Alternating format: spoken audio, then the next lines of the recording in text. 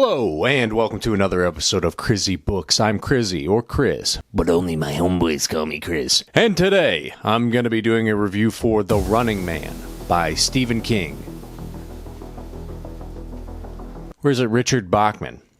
Who knows? If you watch my channel, you know that I'm kind of a Stephen King head. He's definitely the author that I've read the most of. In terms of Bachman books, I've only read one other, and it was Thinner, which was okay. It was fine. I didn't hate Thinner. I just wasn't in love with it. This one, however, much better. Full of action and kind of a rare sci-fi dystopia setting for Stephen King. You know, we don't normally get that out of him, and I love it when he does it. It's a pretty good, fun, action-packed, high-pace, high-stakes adventure set in an incredibly bleak future. So let's get into it. Let's start with what I liked about this book. Like I said, not only is the setting and the genre more rare for Stephen King to dip his little toesies in, I felt like this was much more plot-driven than really anything that I've read by him. This was more about the action and less about the characters. And that's not to say that I think that the characters in this are not well done, because I think they very much are. Even some of the side characters like Bradley or Amelia, all really great and have really unique moments that ground them in the world and make them feel real. He never misses when it comes to character. But yeah, this is much more about what's actually happening in the plot and moving it forward, and it moves at a breakneck speed. I thought the pacing of this was great. It was about, 3 to 350. And I blew through it in a couple days. It just is constantly building tension from moment to moment. You never really know what's going to happen, and that's one of the things I really admired about the book, was that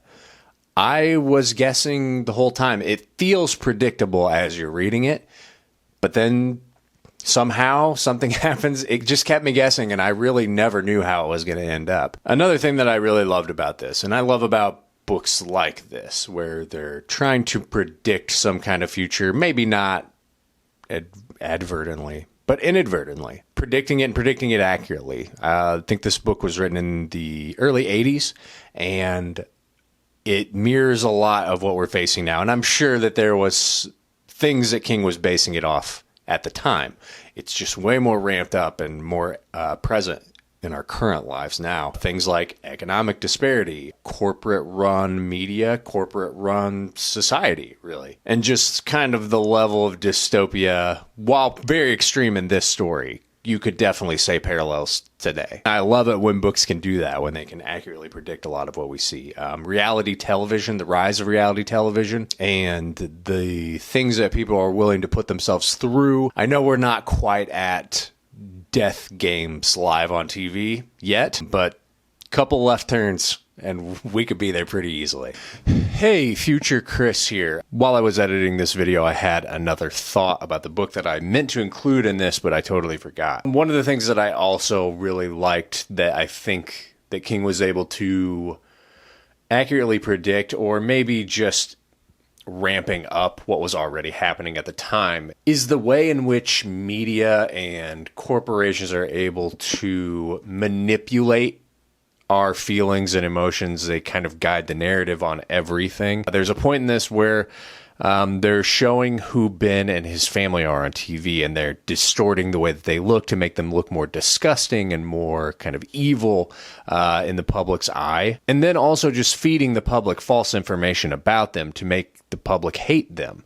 When in reality, they're just really down on their luck, normal people who are trying to pull themselves out of a pit that they feel like they're never going to get out of, which is a similar situation to a lot of people in this society. And in order to make this game show more fun and entertaining, the audience has to be able to vilify them, make the audience feel like they're above these horrible, deplorable people.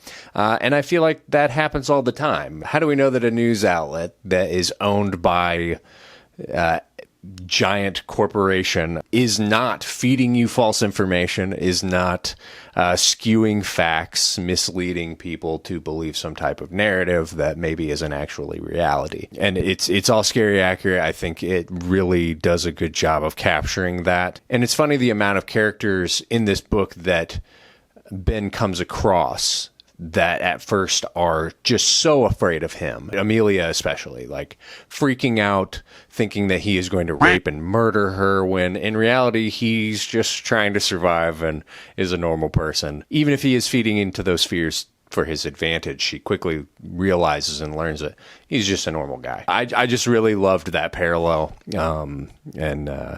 Yeah, anyway, back to old past person. On top of the action, there's also some like really out of left field gore towards the end, which I really liked. After Ben has hijacked the plane and taken a couple people hostage, he gets shot in the stomach and his guts start falling out of him, and he's tripping over them and trying to kind of stuff them back in. It's gnarly. I like nasty shit like that sometimes. It would be wrong of me personally to not talk about the movie when talking about the book. I personally am a huge fan of the Running Man movie.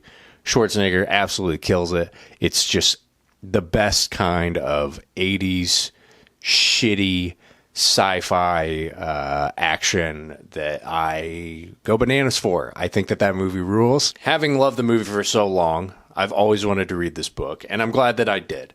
And there are a lot of big differences, which I had always heard. Everybody talks about how the movie deviates massively from the book, which I think is kind of true. I think that it still does kind of keep the core idea intact, but the movie definitely does something a little different, whereas in the book, this Running Man game show is taking place all over the country. He can go wherever he wants. He moves about. People can rat him out. The movie is on an actual like game show set, kind of like American Gladiators. I think they're both great in their own ways. If you haven't seen The Running Man, the movie, stop this video right now and go watch it. It is awesome.